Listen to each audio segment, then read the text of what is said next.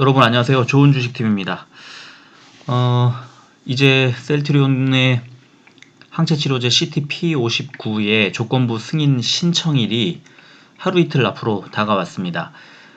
연말 마지막 거래가 이루어지는 3거래일이 이제 남았는데 마지막 거래가 이루어지는 마지막 주이기도 하고 또 배당을 받으려면 또 월요일 내일까지는 주식을 갖고 사셔야 되고 가지고 있어야 되는 그런 또 그 배당 기일이기도 하고 또 항체 치료제의 승인 신청이 나올 것으로 좀 기대를 아주 크게 모으고 있는 그런 때이기도 하고 그래서 여러 가지 상황이 지금 맞물려 있습니다. 지금 오늘도 이제 여러 가지 그 셀트리온 관련된 뭐 뉴스도 나오고 그랬지만 지금 일단 연말 연시로 갈 때 항상 보면은 그 이렇게 배당 관련해서도 그렇고 이제 배당락이라는 게 있으니까 배당 관련해서도 그렇고 또 항상 시장 자체가 또 특히 제약바이오 업종이 특히 또 그런 그 변동성이 좀 커지는 시기인데 12월에도 지금 최근에 그랬죠. 그리고 1월에 또 이제 아무래도 새해가 시작되니까 이제 리빌딩을 하고 그 리밸런싱을 하고 하다 보니까 여러 가지로 좀 들썩들썩하는 그 때입니다. 지금 딱 때고 그리고 보통 보면은 1월 중순쯤 됐을 때 제약바이오 업종 쪽으로 상당히 그 수급이 개선되고 또 주가가 잘 가기 시작하는 그런 타이밍이기도 하고 그래서 지금 미리 그 좋은 종목 투자할 종목, 새해에 투자할 종목들을 선별해 놓는 과정이 굉장히 중요하다고 저는 생각을 하고요. 지금 타이밍 정도에서는 일단 적어도 그 내가 집중적으로 투자할 확실한 종목, 나의 대세주를 좀 찾아 놓는 게 너무 중요한 타이밍이다 이렇게 봅니다. 그런 차원에서 봤을 때 지금 셀트리온 그룹주 지난 이제 2020년 1년 동안 그 항체 치료제뿐만 아니라 뭐 여러 가지 좋은 이슈들이 계속 끊임없이 일어나면서 아주 좋은 그 성과를 보이면서 이제 마무리를 하게 돼서 굉장히 기분이 좋고요. 일단은 그래도 셀트리온 그룹주가 또 뭐 배당 올해는 배당률이 2% 주식 배당이지만 2%지만 그래도 배당락이라는 게 좀 있을 거고 또 최근에 아주 꼬이려고 하다가 수급이 또 개선되면서 아무래도 항체 치료제 승인이 나면 또 한바탕 변동성이 좀 커지는 그런 구간을 지나게 될 게 뻔하고 또 1월 초에는 어쨌든 여러 가지 지수라든가 그런 것들이 좀 개편이 될 가능성이 있어서 지금 전체적으로 보면은 좀 그 이렇게 들썩이는 그런 상황으로 간다. 그래서 우리가 그걸 알고 대응을 좀 해야 된다.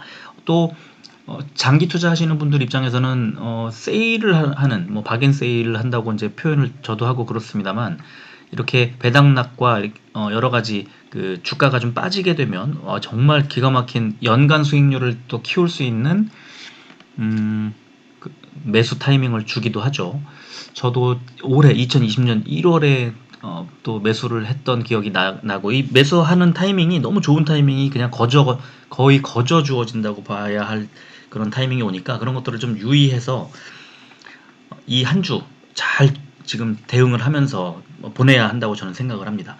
자, 오늘 셀트리온 관련주, 셀트리온 그 관련 기사가 이제 몇 가지가 나왔는데 하나씩 좀 소개해드리면 그 코로나19 백신을 개발한 외국 제약사 아스트라제네카, 얀센, 또 화이자 이런 제품에 대해서 식약처 사전 검토가 지금 진행되고 있고 셀트리온이 개발하고 있는 항체 치료제는 이달 중에 사용 승인 신청이 이루어질 예정이다. 그러면서 식약처가 최근 국내외에서 개발하고 있는 이 백신과 치료제의 허가 과정을 설명하면서 허가 심사 과정을 기간을 180일에서 40일 이내로 단축하겠다 이렇게 밝혔다. 이건 뭐 알고 있었던 내용이긴 합니다.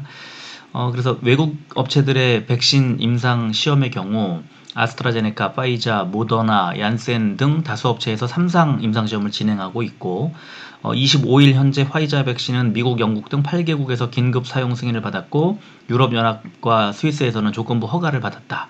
또 모더나는 미국에서 긴급 사용 승인을 받았고 그래서 지금 백신 3개 품목에 대해 식약처의 사전 검토가 진행되고 있다. 그리고 우리나라 백신 보면은 국제백신연구소, SK바이오사이언스, 셀리드, 진원생명과학, 제넥신 이렇게 5개 기업이 초기 임상시험을 진행하고 있다.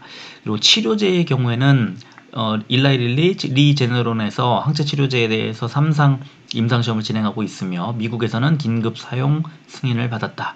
그리고 국내에서 15개 제품이 임상시험 진행을 하고 있는데 셀트리온의 항체 치료제에 대해서는 이달 중에 승인 신청을 할 거다 하는 그 이달 중이 이제 하루 이틀 앞으로 다가온 거죠. 그리고 또 셀트리온과 삼성 바이오에피스가 국내 제약 바이오 기업 중에 가장 많은 의약품을 미국과 유럽 시장의 장벽을 넘겨 이제 허가를 받은 것으로, 승인을 받은 것으로 나타나고 있다.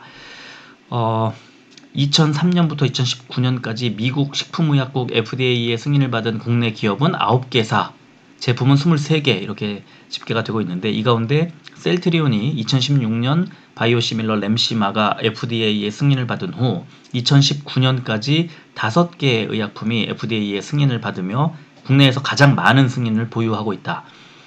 램시마, 트룩시마, 허주마가 바이오시밀러였고, 또 한 개 제품 테믹식스라는 제품은 항바이러스제로 개량 신약이며, 또 하나의 그 제품 리네졸리드는 항생제로 제네릭이다. 이렇게 얘기를 했고요.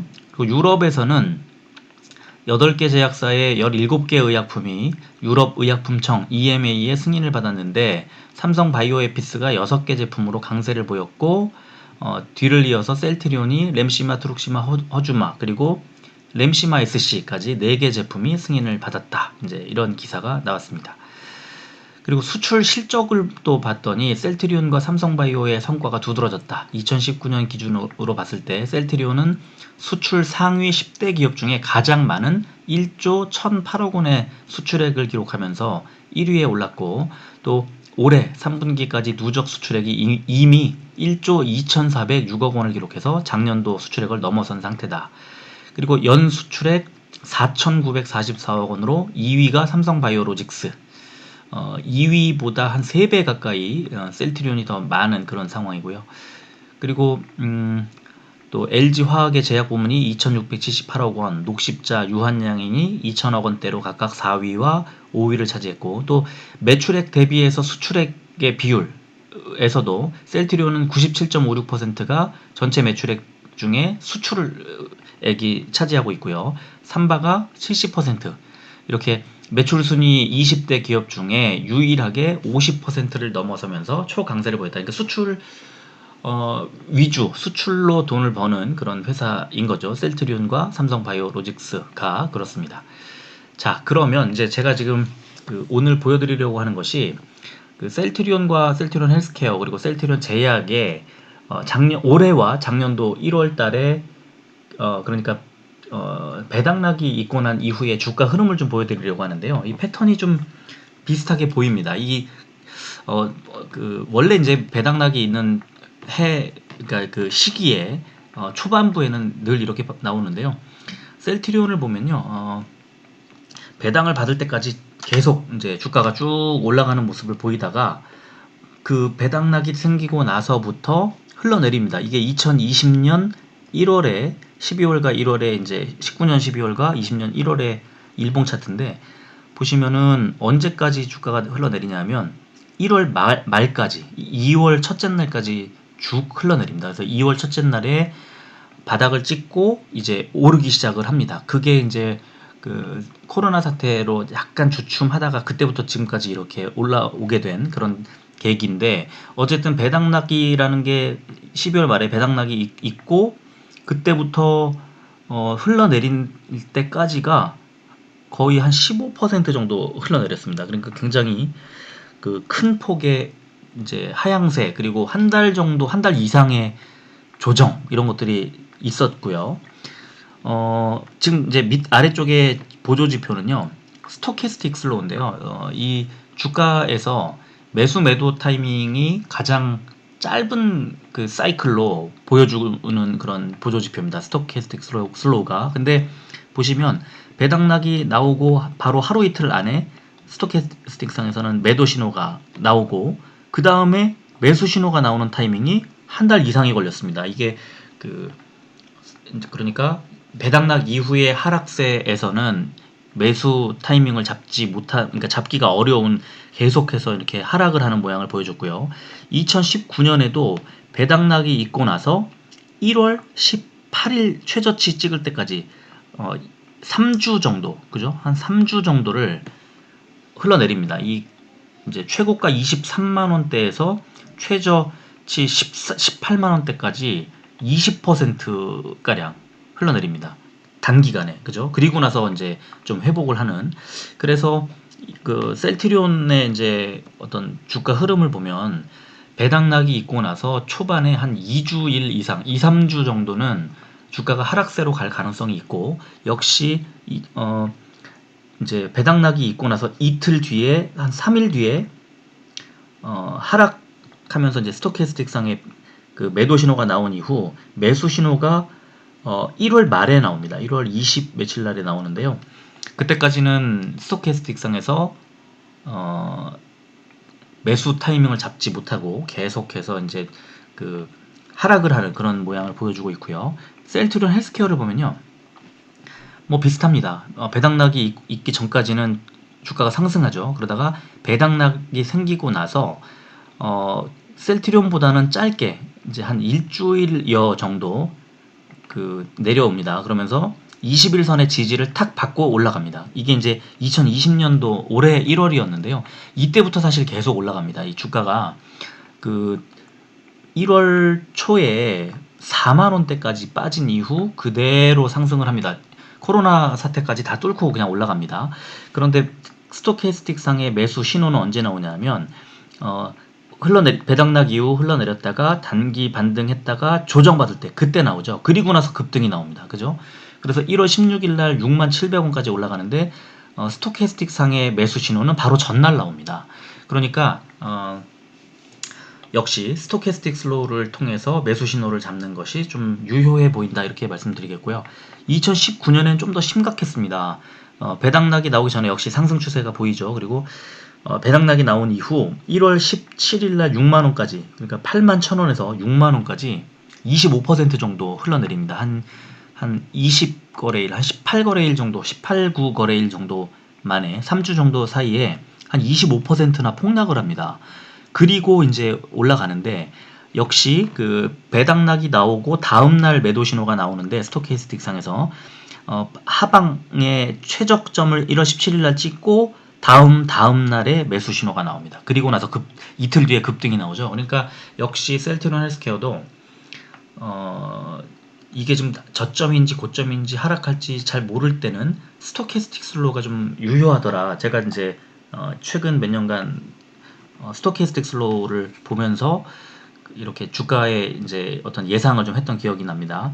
그리고 제약을 보면 역시 배당락이 나오기 전에 계속 올라가죠. 올해 2019년 12월과 2020년 1월의 차트입니다.